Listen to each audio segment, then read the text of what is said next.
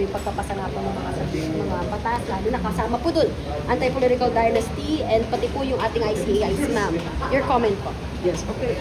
Bagamat nagagalat tayo na gano'n, na may ganyan ng pronouncement ang Pangulo mismo na tila baga, parang kinukontra niya yung mga unang mga naging pronouncement din. For example, ni PCO Yusek Claire Castro na sinasabi hindi na keen ang government o yung Malacanang about yung independent commission o yung pagpapalakas sa ICI ay ano pa rin nakukulangan din kami kasi nga dapat sagad-sagaran na lang sana. What do I mean by that?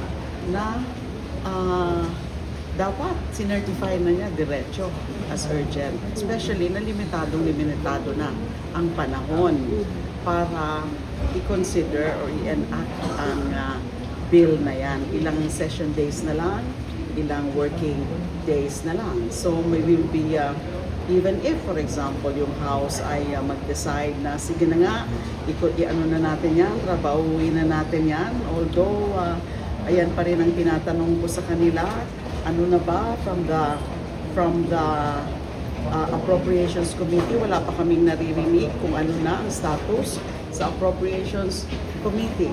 So hindi yung ganyan na tenga-tenga lang, kailangan ay ilubos-lubusan na sana yung ginawa ng Pangulo, diniretso na niya na sinertify as urgent para sigurado na maisa sa batas na rin bago yung break ng Kongreso. Last na lang, hopes na maipasa ang anti-political dynasty kasi I don't think meron nang pumasa on third reading dito sa Kamara.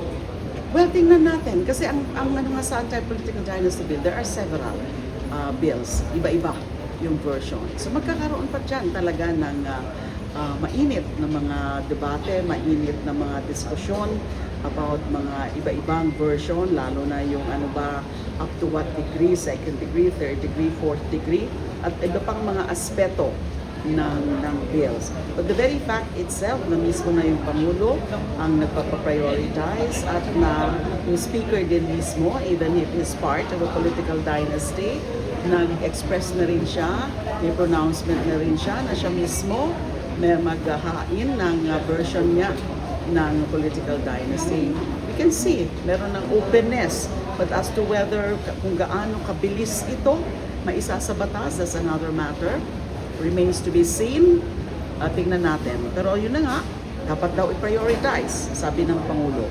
And I suppose the leadership of both Senate and House must have to heed it. Alright? Yes. Kung sa tingin niyo po yung pronouncement ng Malacanang para lang po i-pacify kayo kasi kayo nangangalampag dun sa ICIAC. Well, pwedeng isa po yan kasi may mga ibang mga boses na, may mga nagpo-push back, malakas ang pushback. Diba, nagsalita sila Senate President Tito Soto, sila Pro Tempore King Lacson, and even former Senate President Frank Drilon. And then, syempre, ako, ilang linggo na rin ako nangangalampag about the ICA bill at yung taong bayan mismo.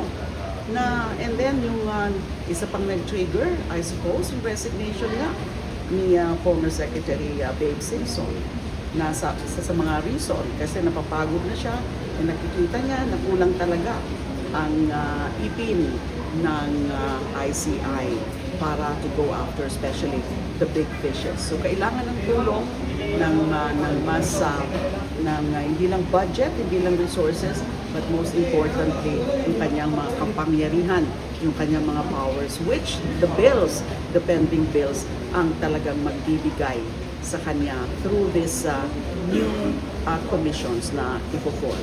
Okay, thank you, ma'am. Kung ang palasyo po, sinabi pong dinirekta po ng Pangulo ang Kongreso na i-prioritize daw po yung ilang mga measures gaya na po yung anti-dynasty bill, pati na rin po yung ICAIC. Ano pong komento nyo rito? They should have done that a long time ago. Sabi nga natin, yung politikong gipit sa pangakong reforma kumakapit.